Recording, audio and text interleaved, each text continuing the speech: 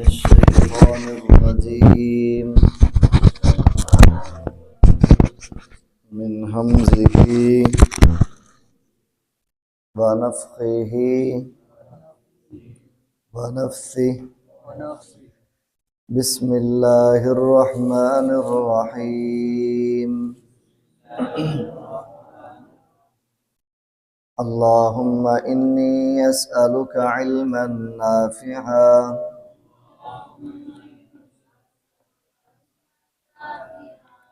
ورزقا طيبا وعملا متقبلا رب اشرح لي صدري ويسر لي أمري واحلل عقدة من لساني يفقه قولي رب زدني علما اللهم انفعنا بما علمتنا وعلمنا ما ينفعنا وزدنا علما اللهم اجعل القرآن ربيع قلوبنا ونور صدورنا जी आयत नंबर 26 सूरत रहमान आयत नंबर 26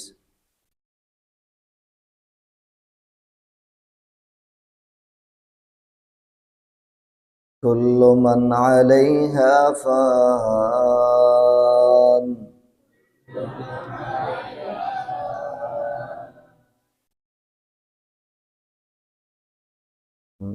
आयत नंबर 26 अगले से रुकू तो दूसरे रुकू तो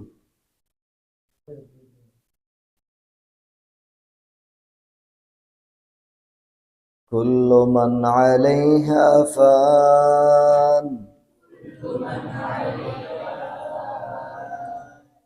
वयबका वजहु रब्बिका ज़ुल जलालि वल इकराम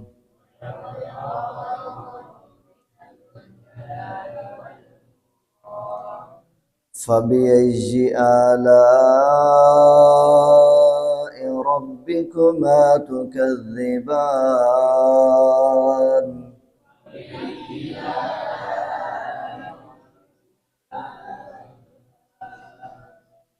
यसअलुहु मन फिस समावाति वल अर्ज़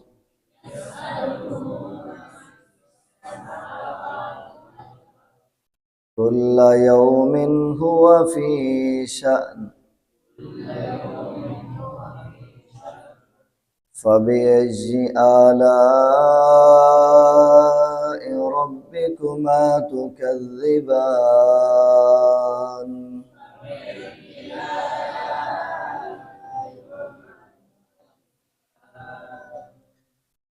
सनफ़्रुगु लकुम अय्युहा थक़लान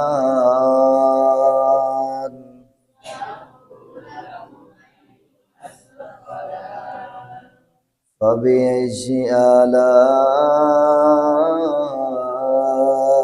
रब्बिकुमा तुकज़्ज़िबान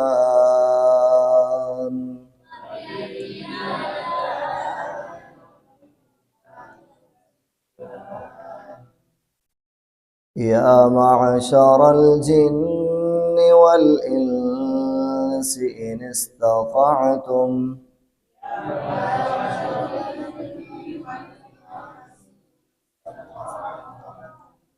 अन तन्फुज़ू मिन अक़तारिस समावाति वल अर्ज़ि फन्फुज़ू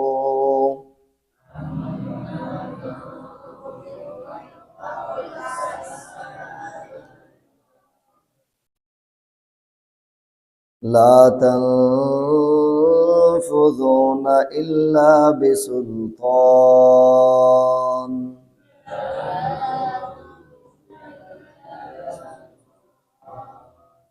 فبأي آلاء ربكما تكذبان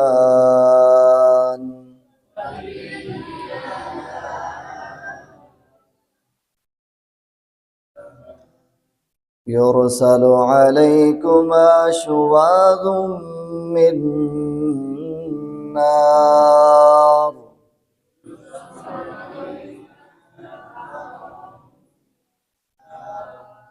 ونحاس فلا تنتصران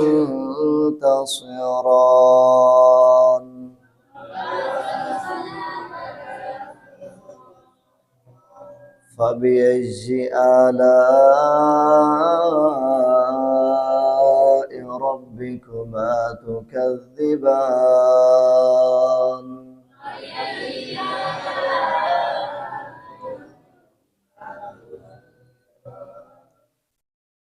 جی کل من علیہا فان، پیچھے یہ زمین کے اوپر اللہ تعالیٰ کی نعمتیں ان کا تذکرہ ہوا ہے، اسی نسبت سے بات ہو رہی ہے کل من علیہا فان، اس زمین کے اوپر جو کچھ ہے وہ سب سامان فنا ہے، وہ سب کیا ہے؟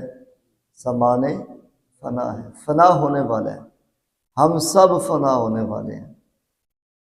اللہ تعالیٰ کی جتنی بھی قیمتی نعمتیں ہیں جن کو اللہ تعالیٰ نے نا اس سورہ مبارکہ کے اندر 31 مرتبہ جن کے بارے میں کہا نا کس کس نعمت کو جھٹلاؤ گے، وہ ساری نعمتیں فنا ہونے والی ہیں۔ وہ انسانوں کی شکل میں ہے، وہ جنات کی شکل میں ہے، حیوانات کی شکل میں ہے، یا کھانے پینے کی اشیاء ہیں، سہولیات ہیں، الغرض ہر ایک چیز کو فنا ہے، ہر ذی روح اس دنیا سے جائے گا۔ اور اللہ تعالیٰ نے اس بات کو متعدد بار قرآن مجید کے مختلف پہلوؤں پر مختلف مقامات پر ڈسکس کیا ہے، کل نفس ذائقۃ الموت، ہر ایک نفس نے موت کا ذائقہ چکھنا ہے۔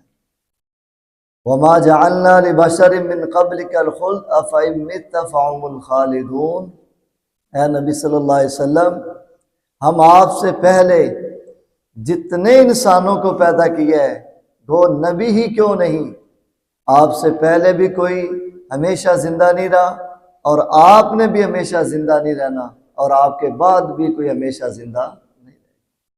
اگر بقا ہوتا اللہ کی ذات کے علاوہ کسی نے زندہ رہنا ہوتا تو محمد رسول اللہ ہی رہتے، جب وہ نہیں رہے تو پھر کوئی بھی رہ سکتا نہیں۔ ہر ایک انسان کو یہ سورۃ الرحمن کی یہ آیت مجھ سمیت ہمیں یہ پیغام دیتی ہے کہ اپنی موت کی تیاری کی جائے، اپنی اخروی تیاری کو ملوز خاطر رکھا جائے۔ مختلف سفروں کے لیے، مختلف جگہوں کے لیے ہمارے بڑی تیاریاں ہوتی ہیں، لیکن ہمیں اپنے آخری سفر اور قیامت کے سفر کی تیاری کرنی ہے، اپنی موت کی تیاری کرنی ہے۔ اللہ کے نبی صلی اللہ تعالی وسلم سے پوچھا گیا، اللہ کے رسول عقل مند دانا سمجھدار کون ہے؟ آپ علیہ السلام نے فرمایا اکثرهم ذکرا للموت، جو اپنی موت کو کثرت سے یاد کرتا ہو، اپنے مرنے کو یاد کرتا ہو، اپنی قبر اور اپنے حشر و نشر کو یاد رکھتا ہو، میں محمد صلی اللہ علیہ وسلم اسے دنا اور سمجھدار کہتا ہوں۔ تو ہمیں سمجھدار بننے کی ضرورت ہے۔ ہم مختلف باتوں پر کہتے ہیں نا بھئی سیاڑا بن جا، سمجھدار بن جا، گلاں سمجھائی دیا نے، تو میرے بھائی ہمیں اپنی موت کے حوالے سے بھی سمجھدار بننے کی ضرورت ہے۔ جس بندے کو اپنی موت یاد نہیں ہے وہ سمجھدار نہیں ہے۔ پوری کائنات کے سردار نبی اگر رات کی نیند جیسی نعمت کو حاصل کرتے اور لیتے تو سونے سے پہلے پڑھتے اللہم بسمک اموت واحیا۔ آپ صبح اٹھتے ہیں تو اپنی موت کو یاد کرتے ہیں، الحمدللہ الذی احیانا بعدما اماتنا والیہ النشور۔ آپ تہجد پڑھتے ہیں تو اس سے قبل ہی نایات کی تلاوت کرتے ہیں، قل ان صلاتی و نسکی و محیای و مماتی للہ رب العالمین۔ گویا کہ ہمارے نبی صلی اللہ علیہ وسلم نے اپنی وفات پاک کو کس قدر یاد رکھا ہے، ہمیں بھی اپنی موت کو یاد کرنے کی ضرورت ہے۔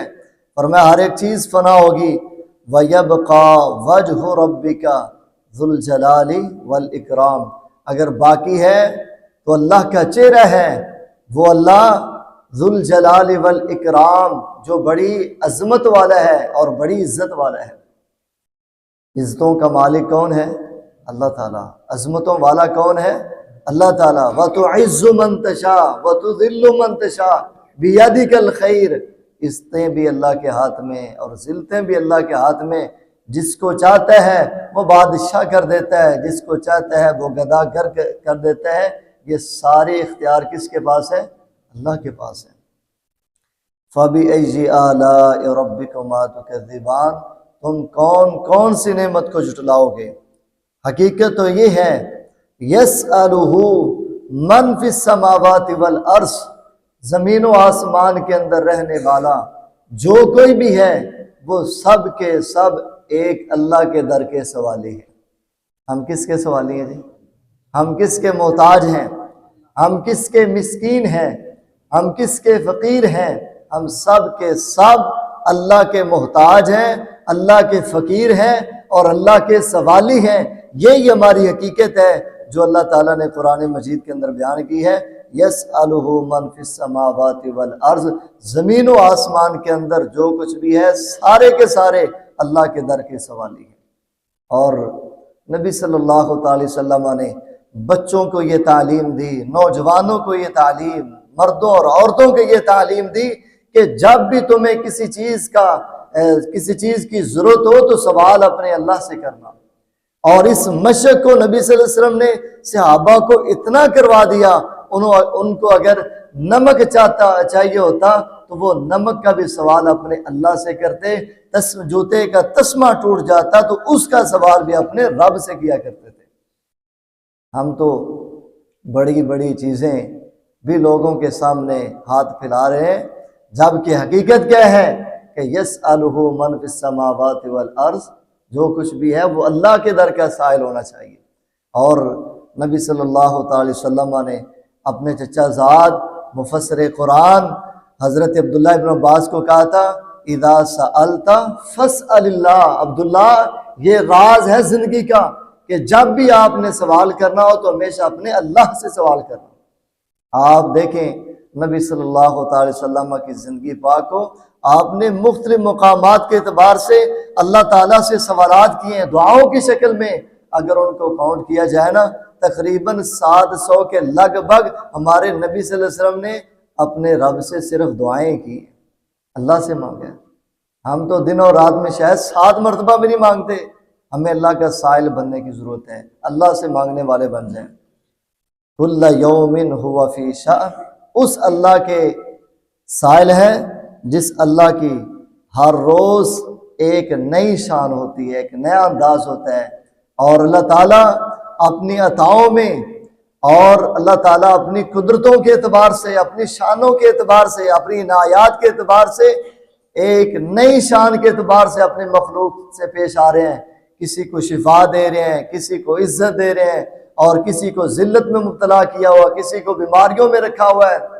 تو یہ اللہ تعالیٰ کا ایک ترتیب ہے، اللہ تعالیٰ کا ایک دستور ہے۔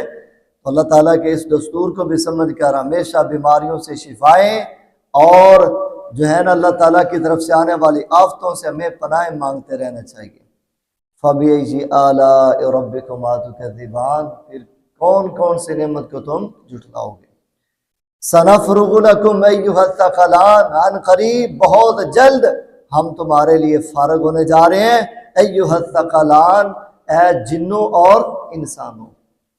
ایسا نہیں معاملہ کہ اللہ تعالیٰ نے یہ جو جملہ بولا ہے نا ہم تمہارے لیے فارغ ہو رہے ہیں، یہ نہیں کہ اللہ تعالیٰ اس سے پہلے کوئی اس وجہ سے مصروف ہے کہ ہمارے لیے ٹائم نہیں ہے۔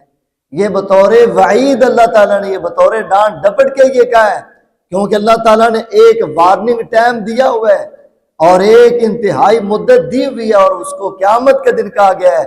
اور اس قیامت کے دن کی طرف اللہ تعالیٰ کہہ رہے ہیں ایک وقت آئے گا کہ جس وقت میں تمہاری بغاوتوں کا، تمہاری سرکشیوں کا انتقام لیا جائے گا۔ سزا و جزا کا دن رکھا ہے کہ جس میں مومنین کو ایمان کی جزا ملے گی، نمازیوں کو نماز کی، صائمین کو روزے کی جزا ملے گی، وہ ایک دن مقرر کیا گیا ہے۔ اللہ اکبر۔ فَبِأَيِّ آلَاءِ رَبِّكُمَا تُكَذِّبَانِ، تم کون کون سی نعمت کو جھٹلاؤ گے؟ یا معشر الجن والانس ان استطعتم، اے جنوں اور انسانوں کی جماعت، اگر تم میں استطاعت ہے، ان تنفذوا من اقطار السماوات والارض، تو پھر آسمانوں اور زمینوں کے کناروں سے تم بھاگ نکلو۔ سرکشیاں کرتے ہو، اللہ کو للکارتے ہو اور اللہ کو چیلنج جو کرتے ہو، تو فرمایا تم بھاگ نکلو۔ فانفذوا، نکل کر تو دکھاؤ۔ لا تنفذون، نہیں تم نکل سکتے، الا بسلطان، مگر ایک بڑی طاقت چاہیے۔ آج دنیا کے اعتبار سے موت کی تذکرہ ہے نا، اگر تم موت سے بچ سکتے ہو نا، اینما تکونوا یدرککم الموت، بڑے بڑے بالا خانوں میں بھی اگر تم گھس جاؤ، اپنے آپ کو سیو کر لو، تم کبھی بھی موت سے بھاگ سکتے نہیں۔ اور قیامت کے دن قیامت کے دن کی بات کی جائے تو اس دن بھی تم اللہ تعالیٰ کی قوتوں اور طاقتوں سے بھاگ سکتے نہیں۔ فَبِأَيِّ آلَاءِ رَبِّكُمَا تُكَذِّبَانِ، کون کون سی نعمت کو جھٹلاؤ گے؟ قیامت کے دن کی اگر بات کی جائے تمہارے بھاگنے کے اعتبار سے تو فرمایا یُرْسَلُ عَلَيْكُمَا شُوَاظٌ مِّن نَّارٍ، اللہ اکبر، آگ کے شعلے تمہارے اوپر جو ہے نا وہ بھیجے جائیں گے، وَنُحَاسٌ، اور تانبا، دھواں یہ پھینکا جائے گا، فَلَا تَنْتَصِرَانِ، پھر تم اپنا بچاؤ یا اپنی مدد کا کوئی سامان نہیں پاؤ گے۔ مطلب کیا ہے؟ ایک تو دنیا کے اعتبار سے تم اللہ تعالیٰ کی گرفت سے تم نہیں بچ سکتے، دوسری بات یہ کہ قیامت کے دن بھی تم نہیں بچ سکو گے۔ بھاگنے پہ آؤ تو بھاگ نہیں سکو گے، اگر تم بچنا چاہو تو بچ نہیں سکو گے، اگر تم بچنے کے لیے بھاگنے کی کوشش بھی کرو گے تمہارے اوپر آگ پھینکی جائے گی اور تمہارے اوپر جو ہے وہ تانبا پگھلا کر پھینکا جائے گا، جس کے ذریعے سے تمہیں پکڑا جائے گا۔ اور یہ بات میں جب پڑھ رہا تھا نا، حقیقت بات ہے، میں یہ سوچ رہا تھا کہ دنیا کے اندر جو اللہ کی حدودوں کو پامال کرنے والے ہیں نا، یہ بھاگنے کی کوشش کریں گے قیامت کے دن کہ ہمیں کوئی ایسی جائے پناہ مل جائے۔ مومن جیسے آج بھی صدائے اذان سنتا ہے تو اللہ کے گھر کی طرف آ جاتا ہے، یہ اللہ کی پکڑ دکڑ کو سنتا ہے، اللہ کے عذابوں کو سنتا ہے تو یہ ڈرتا ہے۔ تو یہ کل بھی جب محشر کی صدا سنے گا، اکٹھے ہونے کی صدا سنے گا تو اللہ کے قریب آنے کی ڈرتا ضرور ہوگا، خائف ضرور ہوگا۔ اور کئی ایسے بھی لوگ ہوں گے، الا ان اولیاء اللہ لا خوف علیہم ولا هم يحزنون، جن کے اوپر نہ کوئی خوف ہوگا نہ کوئی غم ہوگا۔ اور کچھ وہ خوش نصیب بھی ہوں گے جن کو اللہ تعالیٰ اپنا سایہ نصیب فرما دے گا، اور کوئی انہیں گرمی نہیں لگے گی اور کوئی انہیں مصیبت اور آفت نہیں ہوگی، اور رہ گے جو باقی مجرم وہ بھاگنے کی کوشش کریں گے، ان کے اوپر آگ پھینکی جائے گی، یہ دھواں پھینکا جائے گا، یہ تانبا پگھلا کر پھینکا جائے گا، اور اس کے ذریعے سے فرشتے انہیں پکڑ پکڑ کر گھسیٹ گھسیٹ کر اللہ کے عذابوں میں، اللہ کی جہنموں کے اندر ان کو پھینکا جائے گا۔ فرمایا فَبِأَيِّ آلَاءِ رَبِّكُمَا تُكَذِّبَانِ، تم کون کون سی نعمت کو جھٹلاؤ گے، کس کس نعمت کو جھٹلاؤ گے؟ اللہ تعالیٰ سے دعا ہے اللہ اپنے رحمت کے ساتھ ہمیں اپنا رب کا مطیع و فرما بردار بنائے اور بغاوتوں اور سرکشیوں سے محفوظ فرمائے۔ ہمیشہ اپنا رب ہمیں اپنا مطیع و فرما بردار رکھے اور اللہ تعالیٰ اپنی نعمتوں پر شکر گزار رہنے کی توفیق عطا فرمائے۔ جزاکم اللہ خیر۔